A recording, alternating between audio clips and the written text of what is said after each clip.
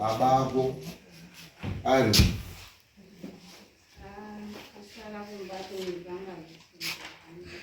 mwiri babako akasiya apo potaka muno akasumuka dare rese akazunza akataura kuti inini ndiri kuende kosuwa dare nemwe wanga uripoka saka tatiri kuchimirira usuyiwa mune mapepa awatumwa nawo ere tichienda ujeri saka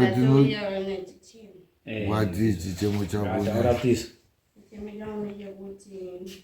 ndakauya kuno kundichiite dambudziko rangu pamutapera pamwe ndikaenda kwamambo ndingabatsirei saka tumai disappointment ndakazotoona kuti situation yacho yakabva itoita wese yakaita wese because pamainformation akabuda ekuti baba vakazobatwawo kuti pane zvavo zvaari kuita pandiri saka murume akabva atoti saka ichienda kumba kwako ndichizama kuti pamwe imba yangu ingaita zvakanaka saka ndakabva ndazofunga kuti saka ndegai ndidzoke kwamambo kuya kuti ndichiti regai ndidzoke kwamambo ndichiti mambo hapana kundibatsira kwangaita kuti angandidzoserawo mari yandakabvisa dai neyababa ndiendese nyaya kwamambo musha sezvo baba vava vachipopota vachiti handikwanisi kutonga kwamambo saurombe ndiendese kwamusha kwacho kwaanogara kuti mambo aone kutora matanho ikoko kuti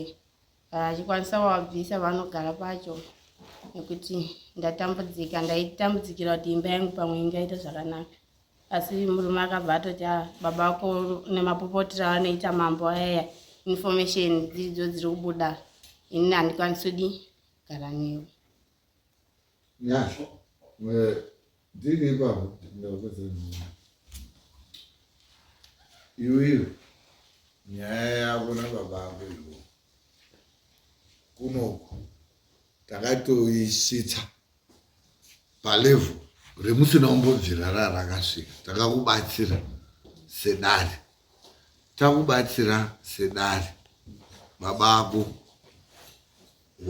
wakabatwa muno kwete nedare isu hatisi maprofita vaisusu hatisi ng'anga tinotodaidza vanhu vanoita basa iroro zvakafanana nemota ichida kudhiraivwa panonzi pana dhiraivha here munhu woti ndiri pano dhiraivha paine ndege panonzi pana pilot here pilot ndege yeyo ikadonha ndamuti kwirai ndege iyi munodzoka kwendiri kuti pilot wadonhesa ndege iri isusu tapa munhu wanga ine license akauya baba ako akabatwa muno urimo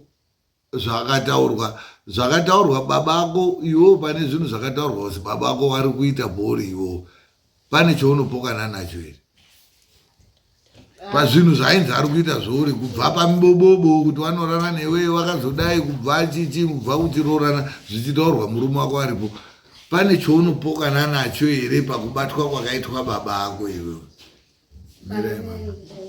pakuzofamba kwatakaitawo baba vangu nekuti murume wangu anga anipembeku ini ndakauya ndichiti baba avhumi saka ivo vazoona kuti nyaya dzasvika pakuti dzafumuka vakazobvuma kufamba kwataifambawo isusu information yakazobuda ichiti vari kutoshandiswawo pane munhu ari kushandisawo baba vako iwe saka mumba mangu zvakatokonzesa dambudziko rekuti murume wangu haachatozvibhelieve zvekuti ari kushandiswa baba wakutotaura mainformation akawanda ekuti baba vako avhumi kufamba ndikati iwo kuti baba vangu avhumi kufamba asi ndini kuendiendesa kumba kwavakaita ndiri kutofamba navo vari kubvuma kufamba iwo kwemwakafamba iwowe vakazi vari kushandiswa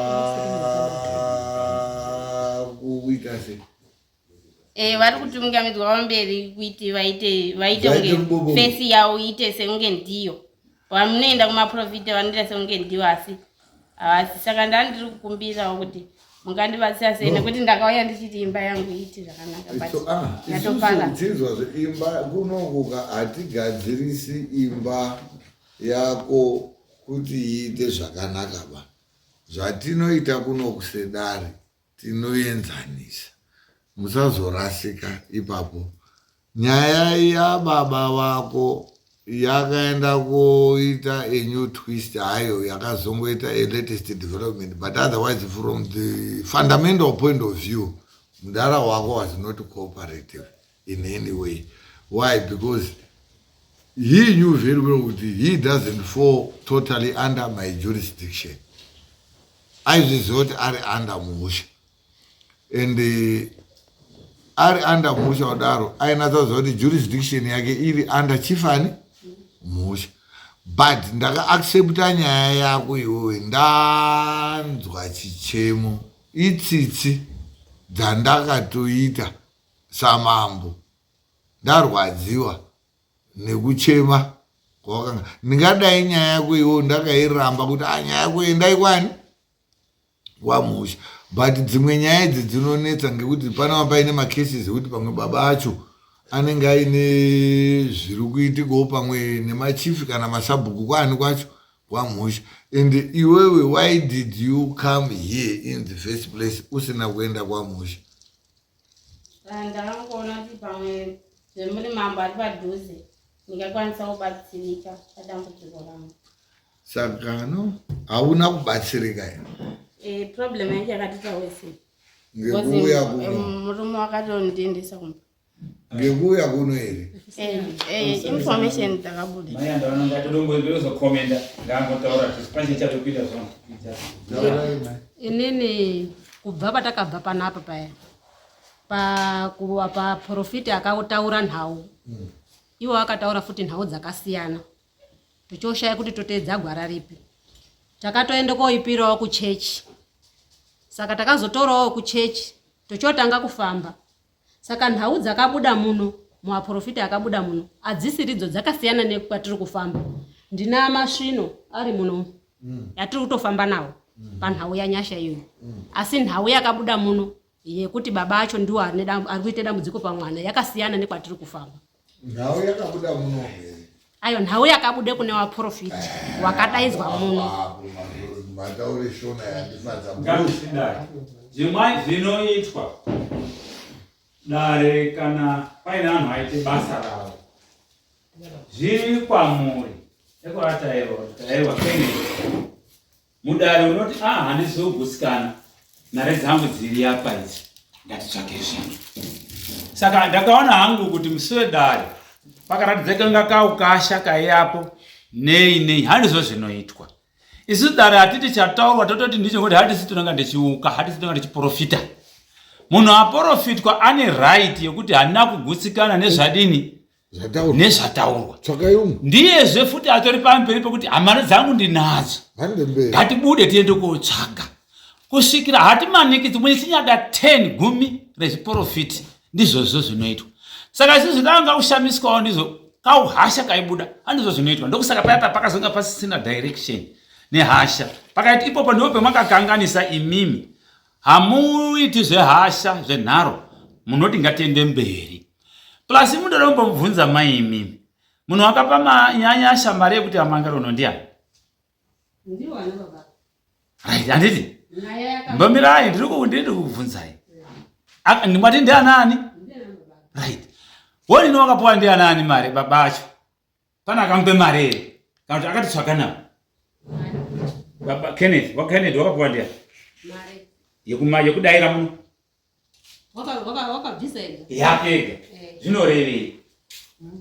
Wakabvisirwa ndi baba munini. Iye wati kwa inini handina nyaya. Asi kubvisa ega, asi wakabvisirwa. Wakabvisirwa ndi baba munini na wake. Ndodoti mundomboona. Ndodoti muone imwe picture yakawandika handingagoni kunyaso kuidutsa zvangu. Zvinorevei kuti hama dzakapawo imari. Vari dzakatatu kuti zvinorevei kuna vanhu vanotozwawo. Anoziye chishona. Zvakarevei. Mare iyayana imimi hamuna kuziya sedara asi seukama isusu taiziya. Mare yakazi umwe naumwe ngaite contribution yekuti nyaya ende koshande nyaya yekudare. Saka zvakazoshamisa muno munge zvekuti iwo wanje panyumba yekuti vachabhadhara mare yaye kuti wabhadhare mare yekuti yanyasha neya Kennedy. Wakaenda koramba nemare ya Kennedy asi iye Kennedy wacho naaningi na Kennedy akatobvisawo mare iyo yanga yakabata anga ari mukoma. Saka muno mwakazoramba yangu isusu pikichayo ndiyo yatakaona. Yaitwa kwatina kuiona isusu pikicha yatakaona ngezvakazoitika muno. Inde zvino zvazvinoreva. Kuna ani yesa aindoona. Izvozvo. ndovani masozozvinzvera kuti zvaimborevei kuti vanhu vakatenderana but vazava muno mari vakape mwana uyu handiti Kennedy ndokubva ana kuzopuwa ngei ndiro muzotsvagawo meseji yacho kuti vaimbotraya kuti kudini pana anga akasimudze ruoko akazozvingarevei kuti vanhu vakape mwana mari kuti mangara but baba vacho haazi kuzopuwa. Chirevo chakabudepo chaitaura kuti iwewe ndiwe mhandu wemwana dzibvisire wega ndiwo wakashata kumwana zvaoneka ngedzinza rese saka yakasiponze mwana. Saka ini nhau yangu zvaita baba tiri kufamba nechecha hatisi kufamba kwaprofita ekuchechi kwemucheto pese pandakazwa kuti muprofita uri apa wedekenisheni wenyu weroma wechii ndiri kuenda ipapo kobatsirwa nababa dzataura mashure asi nhau dzakabuda muno sinzwai yambwe dzakasiyana sinzwai ngatichitodai fine hazvina kumboita hamurambidzi adoko akatotorwa chimira yambwe ne5 years akasara nababa ake tizivo yeni ndikakwanisa kuendesa ana olati ambo yachimirai sebe atikubatsirei izvozvo hazvina kumboshata kuti mutsvage zvamuri kuda kudini kutsvaga asi chinangu atinge choda kusorovhe dambudziko imimi kunoku maona manje kuti no mwazokundikana kunoku isi hatina kukundikana nokuti chindoripo handichazive manje zvava kuita sekuti muri kuti zvakabuda nyaya yakabuda pane vaiprofita ndiyo yemusikazikwirana nayo ndokusaka makabva kunoku here ndozvotoda kunzwa isusu nhau ndakataurawo nibani kuti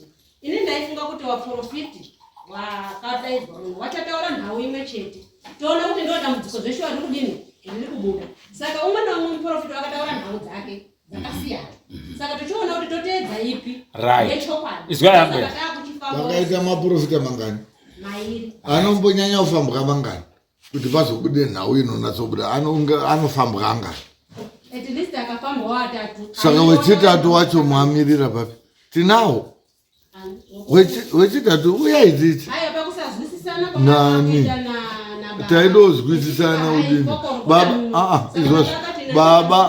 baba akanga achide kuuya mudare munomu hamuiwi zvedzungu muchiita zvemunoda mutori namambo utori nesimba rekutonga baba yenyu ndibaba kumba kwenyu kwemunogara hana simba baba munomu dai aine simba baba iwaoka asina kuuya kunoku kutouya kunoku anga ari kutouyawo kutotsvaka kuna ane simba inini but munomu akada kuseenzese simba raanoseenzese kumba uko ndo raida kuseenzesa munomu harisenziba nekuda kutaura zvaaida nekuda kutope madirectives ekuti munoda kuti mudai haafa akapasvikaba palevhel pendiri haana basimba irorero mukauya udare munoteerera mambo zvaanenge achitaura kwete kuti iye anosumuka achitaura kuti zvakati ndoda kuti munditeerere yowe inini ndotoda kusuwa dare ndosuwa media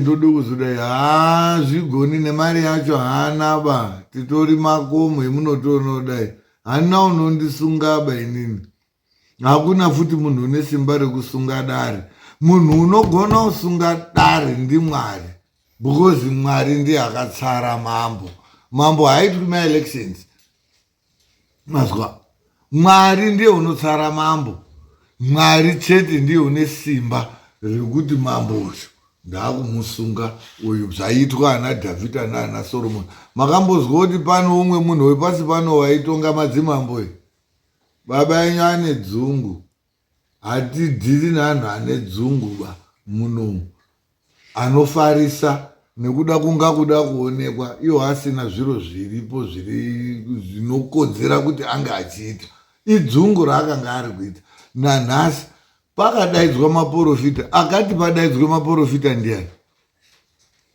akati toda maprofita ndiani akati toda maprofita ndiani ndo akati tudei maprofita aya zvemuri kufungaka izwai chiprofita munochiziva chiprofita chinoitwa nemuprofita muprofita nemweya yake ndiwo anotaura zvaanenge achioneswa mumhepo hamuti muprofita taure izvi kana kuti muprofita uyu uri kunyepa uyu ndiye uri kutaura idi ngekuti unonga ataura kuti mumwe hamuroi akati munoroya mwoti uri kunyepa. Handizvo zvinoita chiprofita ba. Makambozwa zvinozwi kwakaendwa n'anga yakabatani mai. Handizvo zvamwaida ba. Asi zvinobuda. Musati yanza yakabuda haisiyo ba. Iwo nyasha. Murume wako wakatoti hazandichahudika. Ngekuti wakanga azwira akazwedira akambozwa. Rimwe hamusati mwazwa bai. That's why akabva kuramba because wakazwa zvaakambodiri. Saka hamuzivi aenda mubasa musamuendera mberi. Dai akazwa kekutanga. Muruzwa dai akazwa kekutanga ungadai rutsvaka kendikani. Wakatomboenda kwaakazwa akataurirwa kuzi baba ako tezvara ako iwo arorara nemukadzi wako.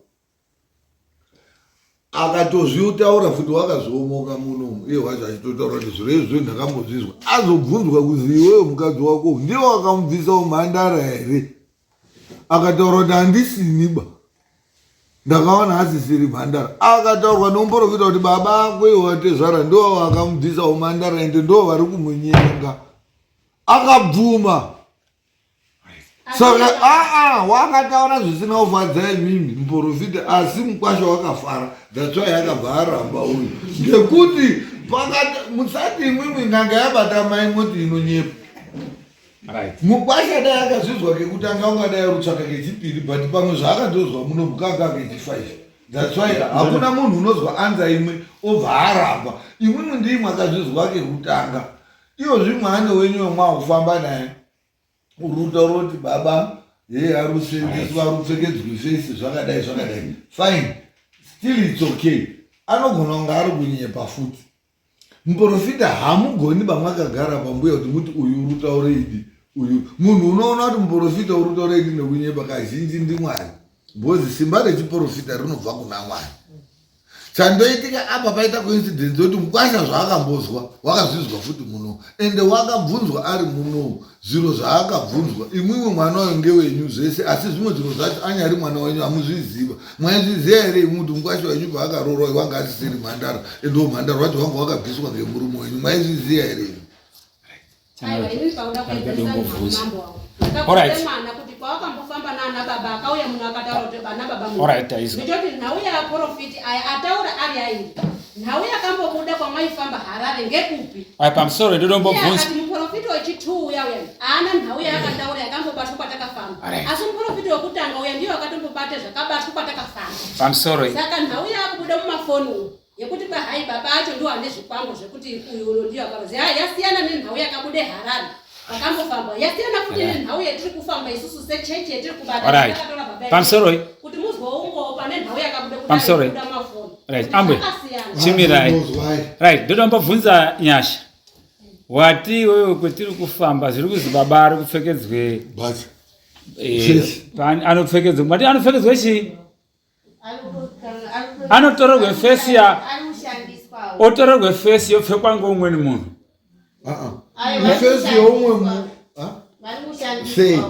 Sei munogona here kutsanangudza? Kutsanangudza ari kushandiswa kuitei? Mune muprofita wacho here muno? Tipindure Nyasha. Ari kushandiswa kuitei? Ari kushandiswa kudini? Ari kushandiswa kuitei? Ari kushandiswa kuitei? Ndingati vanhu vakaitwa sort of jamba. Munonyarara. Singarara itutaura naNyasha. Ari kushandiswa kuitei? Vanhu vakaisiwa sort of jambwa rekuti kwamunoenda imimi vanobatwa asi vasiriwo mune munhu ari behind ari mukati memusha. Anobatwa achiitei? Achikudiyo. Achindishandisa kukunyenga. Asi ari munhu ari kukunyenga iwo wakabona munhu fesi. Atiwa kunyenga. Saka anonga akapfekedzwe fesi dzani? Dzori kuona dziri kuya chikunyenga wakaona yani wisiri yababako kana kuti wakayo kuti uri kuona yababa wakati uri kuona fesi yani munhu waiuya chikunyenga iwo ndiani wakaona fesi yani iwo ini fesi ndasaiona ndaingoona ari munhu wechirume adeteka saka uzozi pana ari kushandiswa saka kuti zviri kutoitika ndizvona zvouri kuzotaura munhu kuti baba vako ari kuya achikunyenga asi ari kuseenzeswa pane munhu uri kuya achikunyenga iwo asi fesi iyo isiri yake yababa ako iwo kuti iwoyo maprofita akuzotarisa ozoti ndi baba ako ndozviri kuitika ndomatsananguiwo ndozvori kubvumirana nazvo izvino amarisiziya dacho tingasava nadzo here kana ariwo mashandisirwo edzinoitwa tingadai tandodzitorwe dzakawanda dzichibuda nyaya dzine hazvichinanda imweni saka ndati vakabuda muprofita wekutanga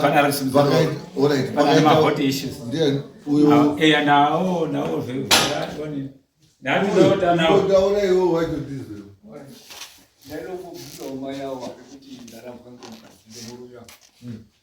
mubvunzo wangu unoti imimi ndimuri kuti baba vari kushandiswa asi imwimwi pachenyu munere vanhu vemunoti mwakarara kwacho munoona vanouye kwemuri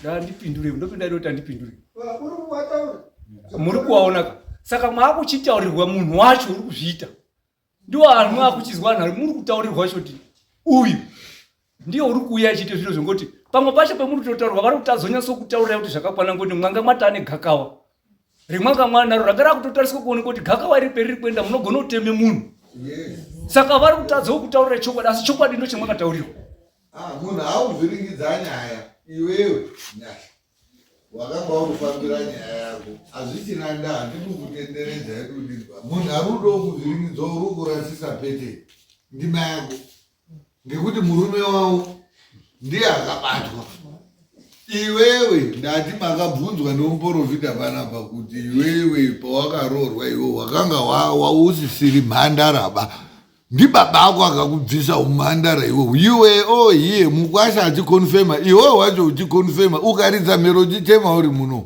now maya ari unyara nyaya yekuti murume wavo wabatwa kuti uri kuti apa muri mai kuru namai nini isusu zveanza dzenyu dzimwe dzemuchada kuenda kotsvaga hatinei nazvo munogona kuenda but zvakatotaurwa isusu takazvizwa imwimwi dai musina kugutsikana munotaura kuti right muprofita wekutanga tadini tazvizwa wechipiri tamuzwa tinoda wechingani wechitatu but instead makabva matanga kutoite hondo yekutotanga kutopopota kuti zvakati ngekuti chokwadi chachabuda imwe mubva mwaendawo kochovha uko mwakunyarawo kuti ngekuti murume wenyu uri kunyenge mukunda zvinonyadzisa muri kutovhiringidza uyu izvozvi zvowarambwa nemurume mwenyu murume munaye asi mabasa ake muri kuaziya iyeyu uyu unozviziya mwakambomubvunza here uyu kuti wakabviswa umhandara ndiani mubvunzei tisu ndati mubvunzei ndati mubvunzei imwimwe ndipewo mukana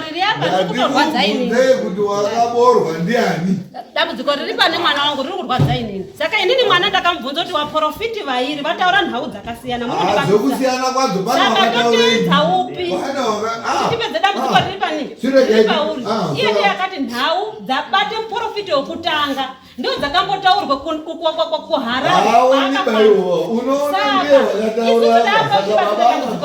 saka imwimwe nyaya mwakufambisa mumafoni ekuti kwahai baba acho anorara nemwana haisiriyo nhau uyo wakabvuma aprofiti imwimwi sei mwakakuchidzira muprofiti wechipiri musikakuchidziri muprofiti wekutanga nokuti wakaita vairi vakasiyana vakataura nhau dzakasiyana isikatiamboti wechipiri ndiva zviri kubuda pamafoni kuti nditaurisa mirai maprofita ese akabuda pai pafoni isusu hatina wetakati uyu ndiye watauraini tiri kutoda wechitatu apachaitiwe chitatu zvezvo because zvataone gakawa zviri kubudawo kwatikufamba hapana idi rabuda remunoziya imutisi tiri mumusha mwedu kuti aunobviswa umhandara nebaba vake wakabvuma kudai mwaitokwanisa kubvunza baba kufamba nawo ekuchechi kuti nhau dziri kubuda ndidzere dzakabuda mudare muno munotoziva chiti iwe ndati murume wako uripiwo wakakuramba wacho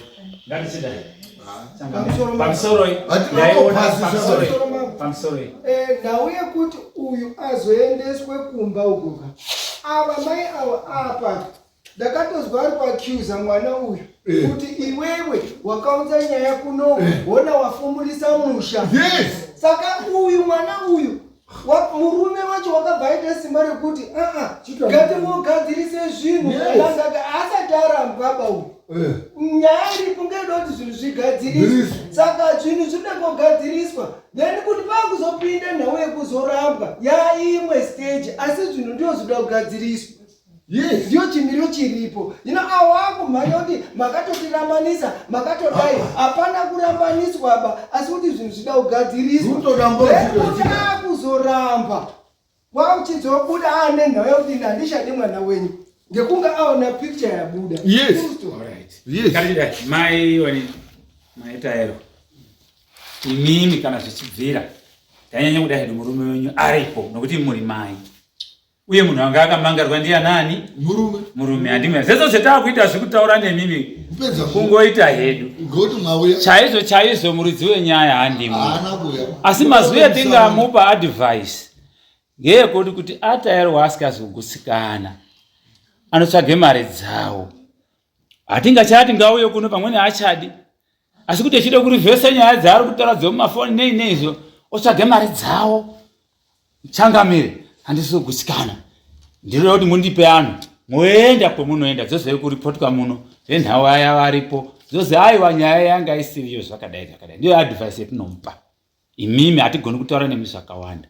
Bozi karamba ari uko refund yamuri kutaura haisisi tiri kuti nyaya yenyu chindori munhu kuti mwabvisa henyu ndimwe mwabvisa mwega nditatoidaidza apa iye atorova kuda kuti musamone saka endai motaurire murume wenyu ndiyo todotaurana kuti aine izwai uyu ndiyo atipa ini ndakobvisa nyaya yemudare ndiye unobvise nyaya kuti watadza kutaurana zvakanaka atadza ndiye nokuti vakawadzwana baba ngauye tidadze muprofita wechitatu kuti asikagusika saka ngenyu saka totokhanzura kuti mwati tikhanzure tokhanzura imwimwi mbuya imwimwi hatisina yedu nyaya nemiba isu zvapera zvemwatotaura tazvizwa tamupe mukana wekuti atisingafanirwi kumupa ngekuti hamuna zita riri munomu tamunyara nekumurespekita samayani asi hatina nyaya nemimba iwe nyasha iwewe nyasha wakauya muno uine chichemo chako uchiti tikudaidzire maprofita tikadaidza maprofita musi itaita pakaita maprofita mairi uri kuda kuti titsvake umwe muprofita here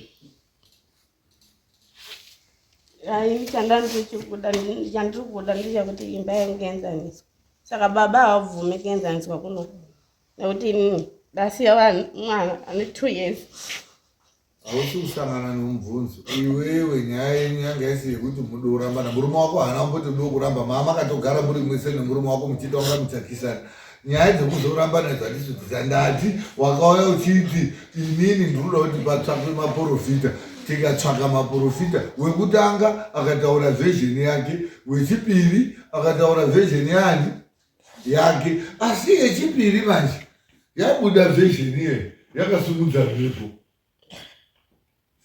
hatisi kuti ngeyeshuwa but yakasumudzei mhepo yasumudza mhepo kudaro muprofita wacho wechipiri wacho iyi akabvunza kuti iwewe nyasha iwewe zvendiri kutaura izvi iwewe kunyepa here iye nyasha akabvuma uyu akatotaurwa kuzi iwewe kutobva pekutanga iwewe mukwasha uri unyepa usumudza musoro uchidai wakamuona here mhandara here mukadzi wako akataura kuti yanga isiri mhandara akati baba acho ivo vari apa ava ndivo vakaboora mwana ende nanhasi ndo vari kunyenga akataurirwa munomu imwe muprofita saka imimi kana muri kuto wechipiri ka muri kugutsikana todaidzwa wechitatu but zvokuya muchititaura kuti nyaya yetodoti idai nekuti yakabudire muno muchigarai muchiziva kuti munomu ukapinda munomu mudare nyaya dzese dzinobuda pasocial media dzinobuda patv dzinobuda mupepa next time musikadi izvozvo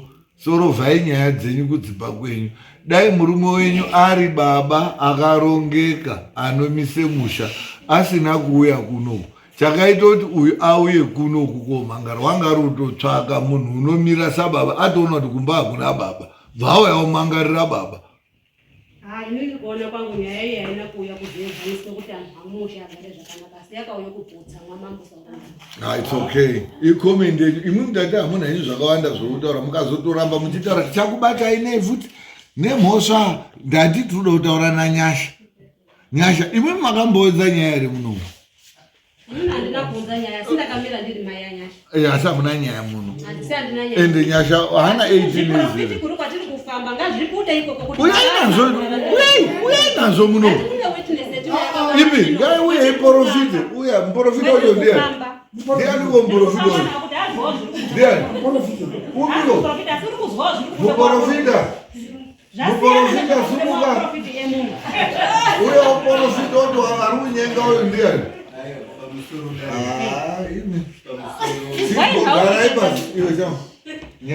Ngatite zvinopera amweni taude kuenda online.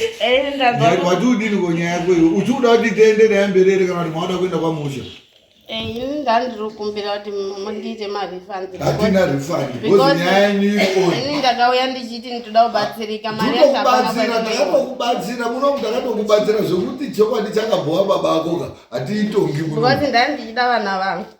Hatina refund bani nyaya yako maprofita takakudaidzira akakutaurire nyaya iri kuti kuomba kwenyu basa redu takatoita kuti usina kugutsikana todaidza umwe nyaya yako tichinayo dhoketi tinaro pano iwo kuti usichada budaimendi kana muri kuda dhoketi renyu tinaro muruda mamwe maprofita futi mangati ndandiringoda kuti enzandikoti nditore vana vangu kumba kuenzaniswa nani handiti mwati mwakuenda kwamusha chendai yenyu kwamusha zvatiitongi yenyu yakatosenza zvekuti isusu anza yedu yanga yese yekuti ugare nemurume wako zvakanaka yanga iri yekuti tienzanise kuti baba ako chii chiri kuitika newe hatatisina nyaya murume wako wakazotoimbuliketwo hake asi nyaya yanga iri muno ngeyakona baba ako zvikabuda muno muprofita wekutanga akataura kuti baba yenyu ane mhepo iri kuiswawo nanani zviri kubatsirana. Wechipiri akabva ataura kuti baba ako ndo ari kunyenga ndo akakubvisa kumandara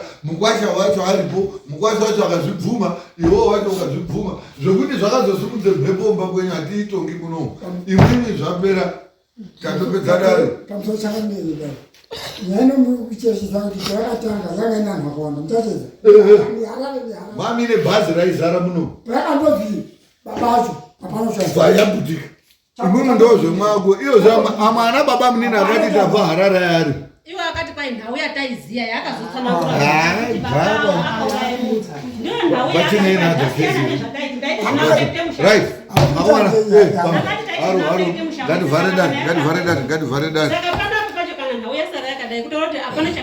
uyai dzokai uyai yesiwe wati taura imboyarara imi chimbomirai kutaura imi zvachose muchatotanga kuita mhosva muchatadza kubhadhara hatina nyaya nemimba musayamiririra munhu asipoba chiendai chidzokerai chibvai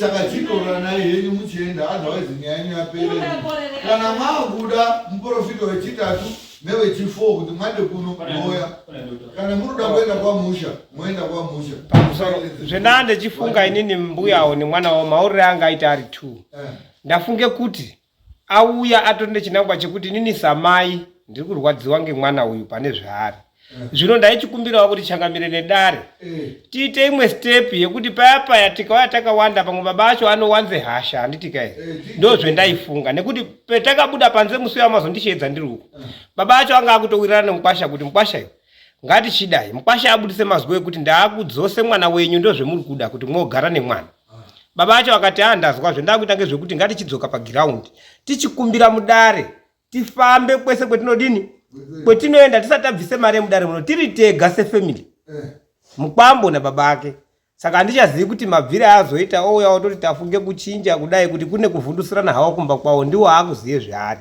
asi dare ranga richine rumu yekuape kuti nyaya yawo itariswe kusvike peinoperera titori nenyaya yawo kusvika 2030 uyai but tisikati ngezvekuti mbuwa uya munomuka mukabatwa kuti hazitabatirwei iwo mukasha wako iwo murume wako wakatozi nekunyenga hatunyenga baunoti baakunokwira unonyenga udai baba ako ari kukiringa rusunga runyenga here ukazvibvuma nhati mwanotitaura zvo zvinanibatsira tisikaizvitaura wakadini ubva wasumuka ipo papo kuti ei amuprofita dini wakazvibvuma ukaridza mhere munomu iwo uri kutaurwa idi riri kuitika mukwasha wacho tikazomubvunza kuti zviri kutaurwa ngezveshiwa here akati saka nhasi iwo waizviziva here iwo kuti baba ako iwo ndio anga ari kuite tsoro handiri wakatozvizwa wauya udare kuno saka muri kuda kuti mari yechiyungu takatokubatsirai kuziva kuti baba ako muroi mudare hamubudi anza dzounoda musajaira zvoo zvenhando munomu munobuda anza inenge yatobuda kana usina kugutsikana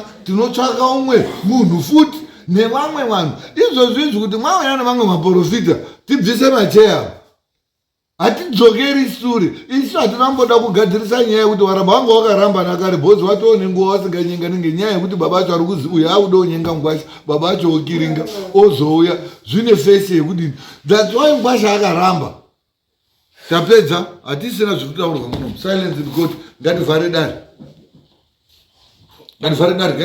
izwai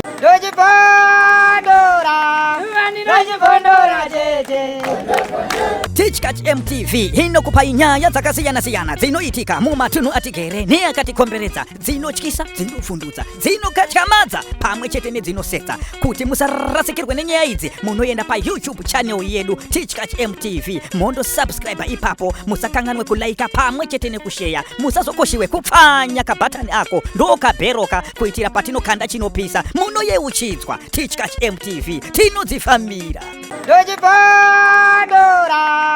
Dojipandora, tete.